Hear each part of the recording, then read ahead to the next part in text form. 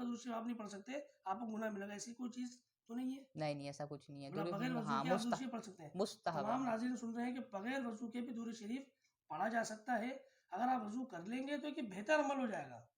لیکن یہ سوچنا کہ جی میرا اس وقت وضو نہیں ہے میں اس لیے درود شریف نہیں پڑھ رہا، تو یہ غلط ہے. فالتو بیٹھنے سے بہتر ہے کہ آپ درود شریف کا ورد کرتے رہیں. مولانا صاحب اس طریقے سے جی اسی طریقے سے بالکل درود شریف میں نے آپ کو بولا نا کہ آپ درود شریف پڑھتے ہیں نا، درود شریف ایک طریقے سے استغفار بھی دیکھیں، استغفار بھی گناہ مٹاتے ہیں نا بندے استغفار، تو درود شریف پڑھتے بھی بندے کی گناہ مٹتے ہیں. سبحان اللہ تو ہمیں سبحان درود اللہ. شریف کا ورد رکھنا چاہیے، مطلب یعنی کہ درود شریف پڑھنے سے ثواب تو مل رہا ہے، ساتھ میں ہمارے گناہ بھی مٹتے گناہ بھی ہیں. مٹتے، درجات بھی بلند ہو رہے ہیں. سبحان اللہ جی سبحان اللہ. دیکھیے درود شریف ہمارے پڑھنے کے کتنے حضور، فضائل ہیں. یہ ہمارے حضور کا کرم ہے نا، سبحان ہمیں اللہ. ہمارے حضور ملے تو ہم پہ کرم ہو گیا. ہاں سبحان اللہ سبحان اللہ. دیکھیں آپ دیکھیں کتنے فضائل ہیں. مطلب درود شریف آپ پڑھ رہے ہیں آپ کو ثواب مل رہا ہے، گناہ آپ کے مٹائے جا رہے ہیں اور درجات بلند کیے جا رہے ہیں صرف ایک درود شریف پڑھنے کی بات. اور درود شریف کیا صلی اللہ علیہ وسلم. آپ لمبا چھوڑا درود شریف نہیں پڑھ سکتے تو مختصر پڑھ لیں.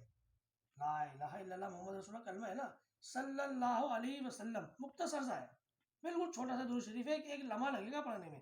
ایک لمحہ آپ نے درود شریف پڑھا آپ کے درجات بلند ہو گئے، 10 نیکیاں مل گئیں، 10 گناہ مٹ گئے. یہ صرف صلی اللہ علیہ وسلم پڑھنے کا یہ ثواب ہی ہے.